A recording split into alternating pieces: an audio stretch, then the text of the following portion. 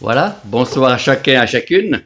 Ça fait plaisir de vous retrouver dans ce cadre magnifique, avec plein de couleurs, plein de transparence, plein de vitres. C'est fantastique. On se croirait vraiment dans la Jérusalem céleste. Voilà. La succursale, puisque la salle principale, elle est entourée d'anges. Voilà. C'est fantastique, on se réjouit, c'est prophétique. C'est un lieu prophétique, on est dans un aquarium. On peut rien cacher à Dieu. Dieu est présent là.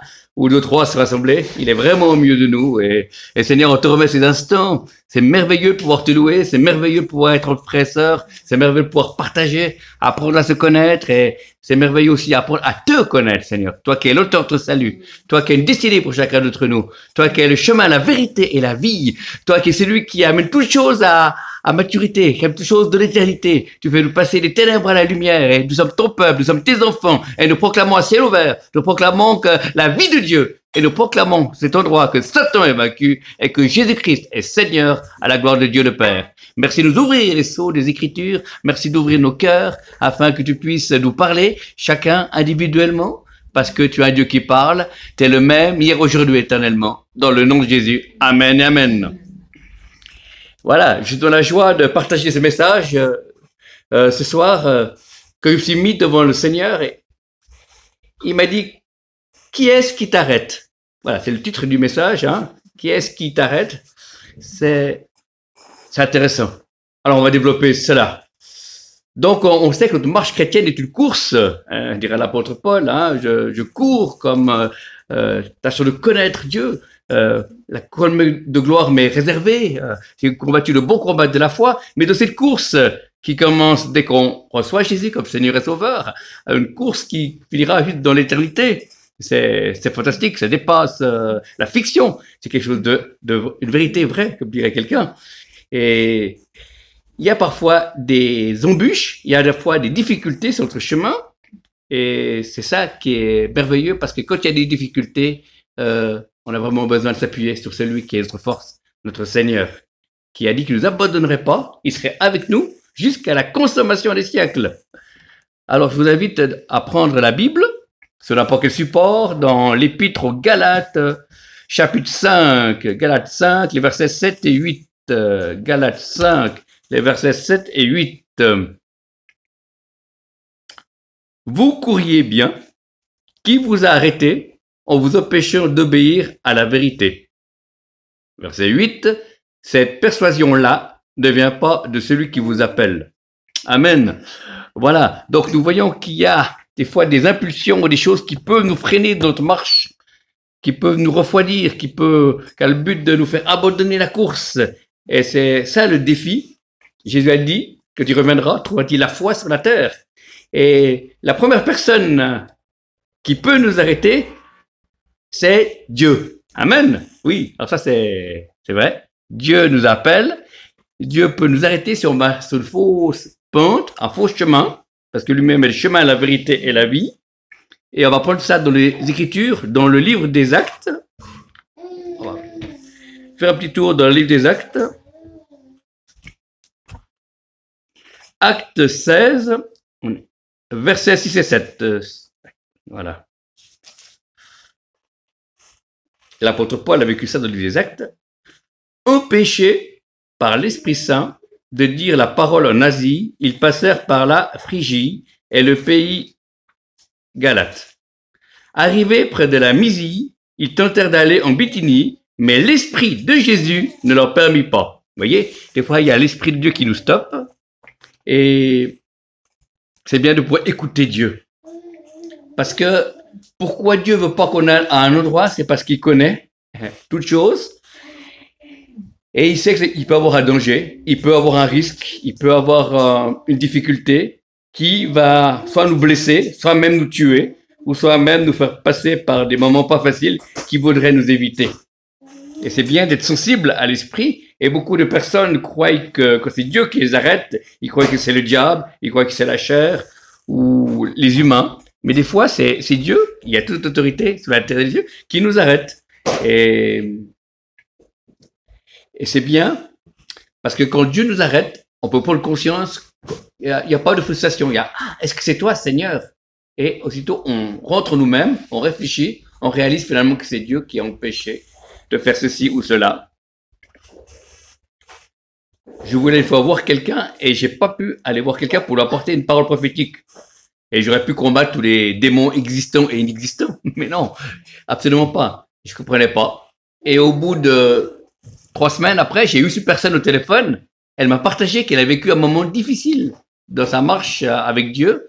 Et là, j'ai compris que Dieu n'a pas permis que je lui apporte cette parole prophétique parce que elle a vécu un moment difficile. Et maintenant qu'elle avait passé cette épreuve, elle était apte à recevoir les nouvelles instructions de Dieu. Vous voyez? Et j'ai pu lui apporter cette parole prophétique, je sais plus ce que j'ai dit, mais ça l'a fait du bien, ça lui a parlé, ça l'a orienté pour la suite. Et si j'aurais assisté 3 semaines avant ou 15 jours avant, à tout prix voir ces personnes pour lui parler, alors à ce moment-là, cette parole aurait été réellement de Dieu, mais n'aurait pas eu la puissance, n'aurait pas eu l'autorité, n'aurait pas eu la persuasion pour guider cette personne dans la direction que Dieu avait prévue. Amen. Puisque Dieu nous a sauvés, mais également, il veut nous conduire dans une destinée. On a le même Dieu, on a la même Bible, le même Saint-Esprit, mais on a des chemins différents. Mais qu'importe, le principal, c'est que Jésus t'accompagne sur ton chemin, sur mon chemin qui est différent, mais il y a des points communs, puisque nous sommes tous en marche, nous sommes tous imparfaits. Seul lui, il est parfait, il est juste, il est véritable, il est l'éternel des armées, il est le même hier, aujourd'hui et éternellement. Donc là, on voit que l'Esprit de Dieu peut nous empêcher de faire une bêtise. Et ça m'est arrivé que j'étais nouveau converti. Ça m'est arrivé, il y a eu à un moment donné une personne qui aurait voulu entamer une relation avec moi. C'était au début de ma conversion. Et le Saint-Esprit m'a parlé, m'a empêché en disant « Ne fais pas ça, t'as un appel sur ta vie ». C'est comme si j'avais eu un haut-parleur de la tête, hein, j'ai pas entendu la voix audible de Dieu. Et j'ai eu peur et je ne suis pas engagé dans cette relation. Et finalement, Dieu savait pourquoi, puisque bien des années après, j'allais rencontrer mon épouse, notre chanterelle, Francine. Un chantre, une chanterelle. Donc Dieu connaît toutes choses. Dieu est au-dessus de tout. Il nous conduit dans les directions que lui a prévues pour nous. Ensuite, là, il y a Dieu qui peut nous arrêter. Et la deuxième personne, c'est le diable. Voilà, s'il y a Dieu qui peut nous arrêter, pour les bonnes raisons, parce que Dieu est amour, même s'il dit non, Dieu dit oui, Dieu dit non, et le plus difficile pour nous, c'est attends. Parce que c'est oui, mais pas tout de suite. Voilà. Comme ce chrétien qui priait, donne-moi la patience, Seigneur, tout de suite, tout de suite. Amen. Donc, le diable peut aussi nous arrêter. On va voir ça dans l'évangile de Jean. Oui, l'évangile de Jean, les versets 10-10. Voilà. C'est pas le résultat d'un match de foot, hein, 10-10, non, mais c'est les versets. Alors, le voleur ne vient que pour voler, abattre, détruire. Moi, je suis venu pour que mes brebis aient la vie, elles aient en abondance. Amen. Le voleur, donc c'est le diable, ne vient que pour voler, abattre, détruire.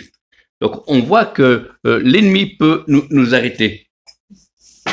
Et Dieu peut utiliser des hommes pour nous faire du bien, et le diable peut utiliser des personnes pour nous faire du mal. Amen. De la même manière, le même principe au travers des humains, mais pas le même esprit. Et combien de fois j'ai découragé et Dieu m'a parlé au travers d'un enfant de Dieu, pas forcément une parole prophétique, mais un encouragement, un verset, un texte à lire, un livre à lire ou un message à écouter sur Internet. Et c'était exactement ce que Dieu avait prévu me dire. Mais également, j'ai vécu les plus belles choses dans l'église et également les pires, puisqu'il y a eu des gens qui n'étaient pas inspirés de Dieu, qui ont dit des choses qui étaient contraires au plan de Dieu. Amen. Voilà.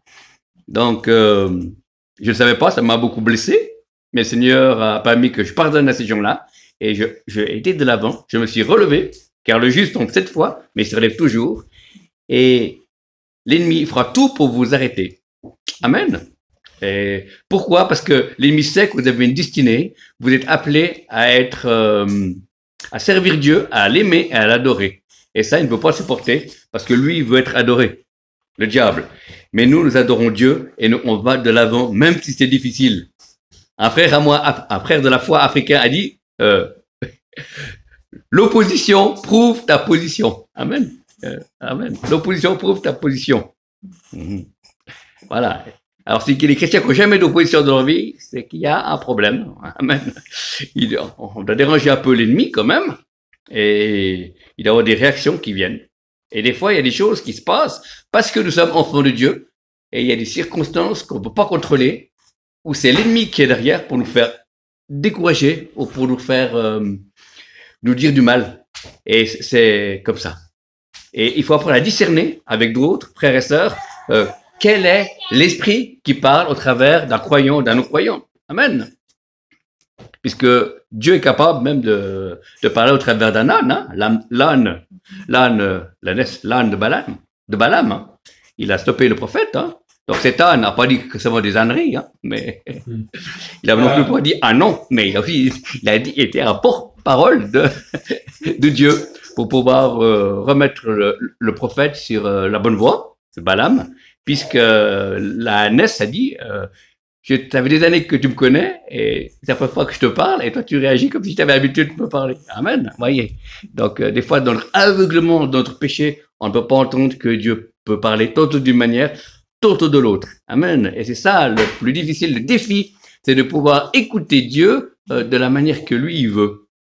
On dirait ah mais Dieu parle que par les prophéties, j'attends les prophéties. Mais peut-être Dieu peut parler une fois par les prophéties, une fois par la paix ou la non-paix qui mettra dans ton cœur, ou les circonstances, ou au travers d'un enseignement, etc. Amen. Et c'est fantastique. C'est un défi de pouvoir suivre Dieu.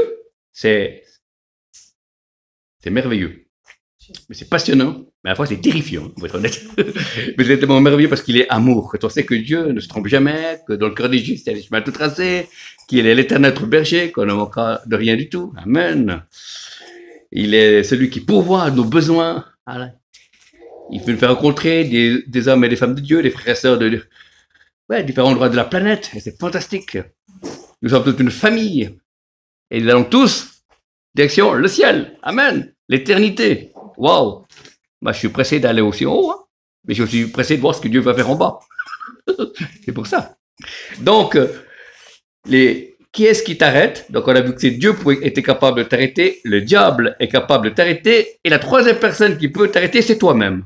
Amen. Voilà.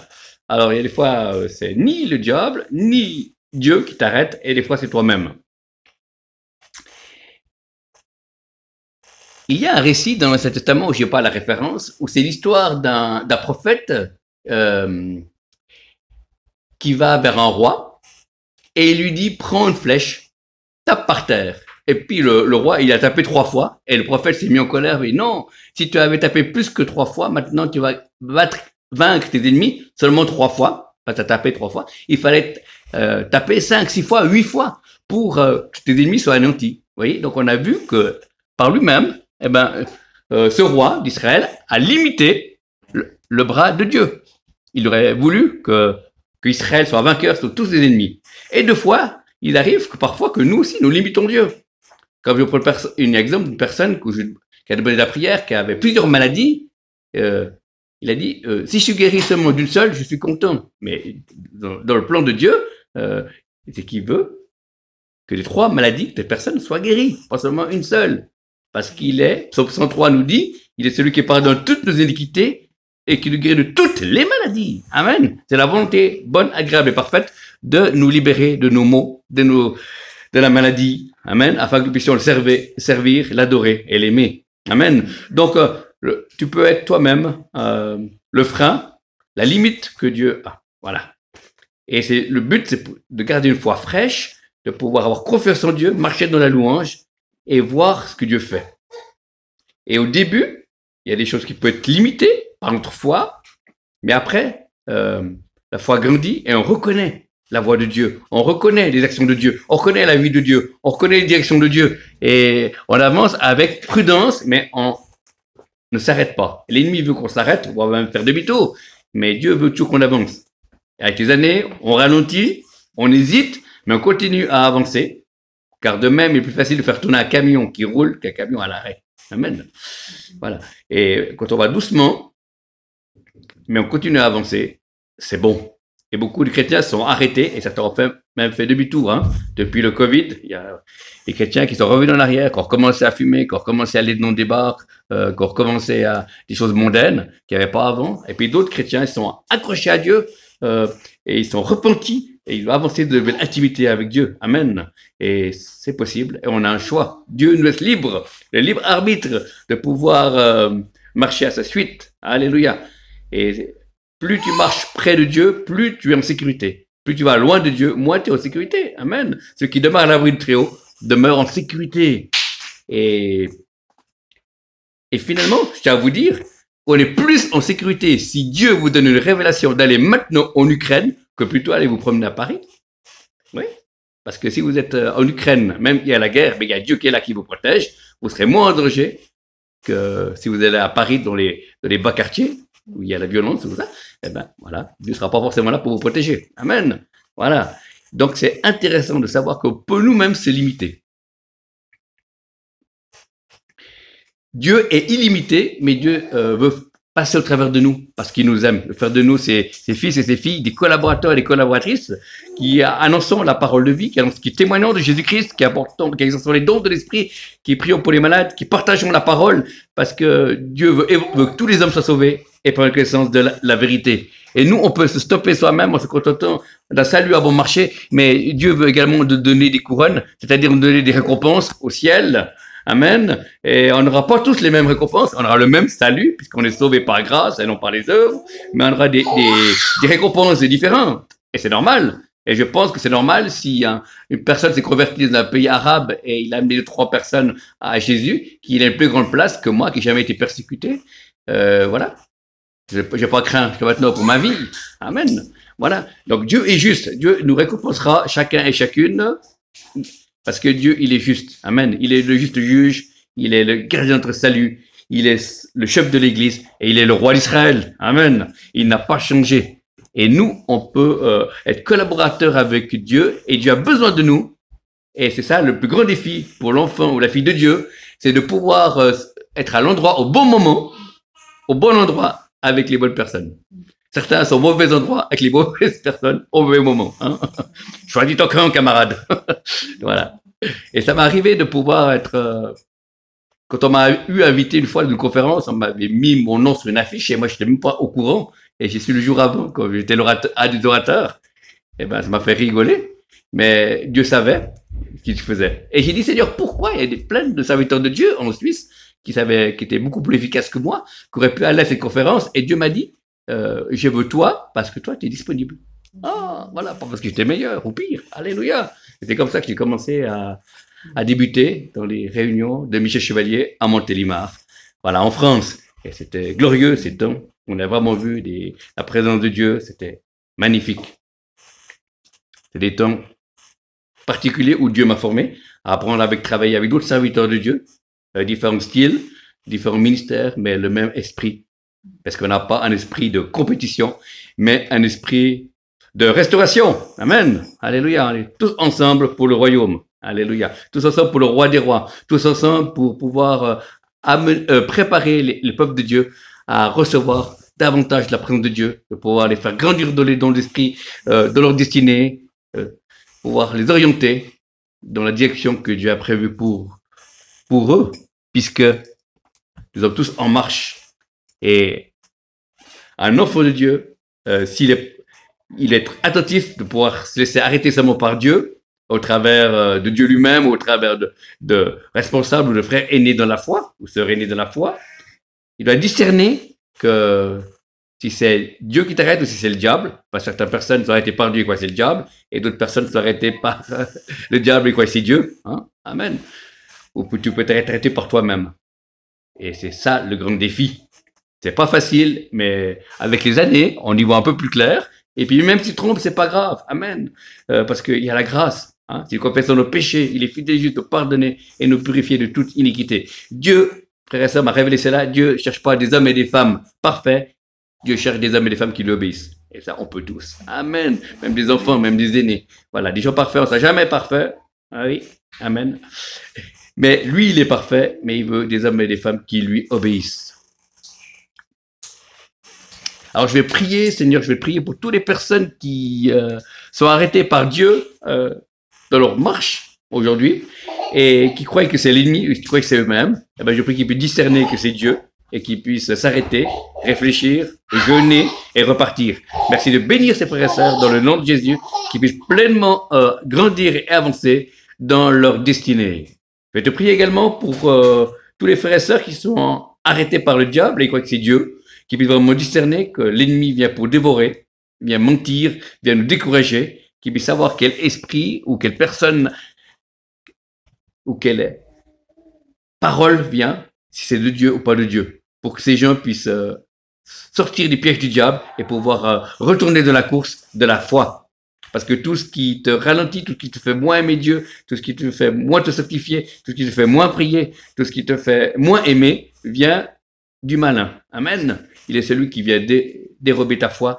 Et voilà. Et tandis que Dieu vient t'encourager. Amen. Plus tu aimes Dieu, plus tu te sanctifies, plus tu pries, tu sais que c'est l'esprit de Dieu, c'est pas l'esprit du diable. Alléluia. Merci Seigneur de bénir tes frères et sœurs qui sont sous l'emprise du diable, pas dans le sens qui sont arrêtés par le diable, croyant que c'est Dieu, qui puisse discerner cela dans le nom de Jésus. Et pour finir, je vais prier pour tous les chrétiens qui sont arrêtés eux-mêmes. Voilà, c'est ni le diable, ni le Dieu, qui sont arrêtés en disant, ben voilà, je veux compter d'un salut minimal, ou je vais faire un minimum, ou bien, pour l'instant, il y a eu trop d'échecs, ou j'ai trop souffert, je m'arrête. Et c'est bien, mais pas définitivement. Il faut s'arrêter pour te faire qu'on prie pour toi, pour les guérisons intérieures, peut-être besoin de délivrance, mais tu dois repartir au combat après. Amen. C'est comme une armée où il y a une infirmerie. L'infirmerie, c'est pas le lieu où le soldat doit être, mais il peut, à la moment, s'il est blessé, après, il doit quitter l'infirmerie pour être un soldat sur le terrain, là, spirituel, pour pouvoir amener le royaume de Dieu ou l'amour de Dieu. Amen. Sous la couleur que Dieu a prévue pour cette personne. Alors je prie Seigneur pour ces personnes-là qui sont arrêtées parce qu'ils ont été blessés ou parce qu'ils n'ont pas été compris, ils n'ont pas compris la volonté de Dieu, qui puissent vraiment se remettre en marche dans le nom de Jésus. En sachant Seigneur que tu aimes ces trois catégories de personnes, en sachant que tu nous as choisis pour que nous régnions avec toi. Tu as choisi afin que nous soyons des fils et des filles de Dieu qui marchons en nouveauté de vie, qui apportons l'amour autour de nous et apportons le pardon. Nous libérons également la puissance de Dieu afin que nous puissions être des vases, pas des cruches, mais des vases, des vases d'honneur pour pouvoir manifester son amour, sa douceur et son pardon. Voilà. Que le Seigneur vous bénisse. Je vais encore me laisser conduire. Je sens vraiment de l'esprit que on est au mois d'avril, et c'est 2022, et je sens vraiment dans l'esprit, il y a un changement. C'est un peu comme la météo, il y a eu des nuages, il y a eu peut-être eu de la pluie, et puis tout d'un coup, les nuages, il va faire beau. Et je sens qu'il y a comme une présence de Dieu, c'est fin du mois d'avril, début mai et mois de mai, qui vient sur la francophonie. Il y a quand même comme un soleil qui reviendrait. Il y a quand même une présence de Dieu parce que les ténèbres ont été chassées, parce que beaucoup de chrétiens ont remis leur vie en règle. Beaucoup de personnes ont repris le combat, ont repris le chemin du Dieu secret. Et pour pouvoir combattre et garder la foi. Et je sens qu'il y a comme une ouverture qui est là, comme le soleil qui revenait après un temps de pluie, qu'elle allait revenir. Le soleil de justice, c'est notre Jésus, et il va revenir et sa présence va toucher chacun de ses enfants qui veulent avancer, qui l'aiment et qui vont marcher par la repentance, dans l'humilité, la sagesse et la paix, et surtout dans le pardon. Et il y a comme un renouvellement de l'esprit. L'acte nous dit qu'il y a des temps de rafraîchissement qui vont venir également sur la Suisse, sur la France, sur la Belgique, sur la francophonie. C'est vraiment cette action. Et beaucoup d'actions angéliques. Il y a beaucoup de choses que j'ai ressenties dans l'esprit, qu'il y a vraiment du combat. Ceux qui sont avec nous sont plus nombreux que ceux qui sont contre nous. Il y a comme des anges qui se mettent en marche à différents endroits pour aider les futurs croyants qui ont hérité du salut, mais également pour protéger et pour aider les serviteurs de Dieu, les servants de Dieu et les enfants de Dieu à exercer leur ministère. Et je sentais vraiment qu'il y avait cette protection angélique qui était là en masse, qui venait du ciel, vraiment sur la terre, pour pouvoir apporter soutien à tous les enfants, à tous les ministres de Dieu, premièrement, et à tous les enfants de Dieu. Et je sentais également qu'il y avait aussi un état d'esprit de prière qui allait devenir de plus en plus fort, et qu'à la fin de ce ramadan, puisqu'on va parler de ramadan, qu'il allait aussi avoir beaucoup d'Arabes musulmans qui vont donner leur vie à Yeshua. Et c'est magnifique. Merci Seigneur, merci pour ce que je ressens dans l'esprit également Seigneur. Merci pour les choses nouvelles que tu fais. Alléluia, gloire à Dieu. Merci pour les liens que tu tisses, des liens d'amitié entre serviteurs de Dieu, entre enfants de Dieu, des liens d'amitié qui vont revenir, voilà. Et il y a même pour plusieurs serviteurs de Dieu, je reçois ces paroles, qu'il y a des anciennes, des connaissances que vous avez connues dans le passé, où vous avez même travaillé dans le ministère avec, et vous avez perdu de vue, où vous avez été dans des champs missionnaires différents, eh ben, vous allez reprendre contact avec eux et il y aura de nouveau un temps où vous allez être ensemble. Voilà. Je vous souhaite toutes ces paroles dans le nom de Jésus et que le Seigneur vous bénisse et que le Saint-Esprit vous dérange, comme toujours. Merci beaucoup. Shalom. Amen. Amen.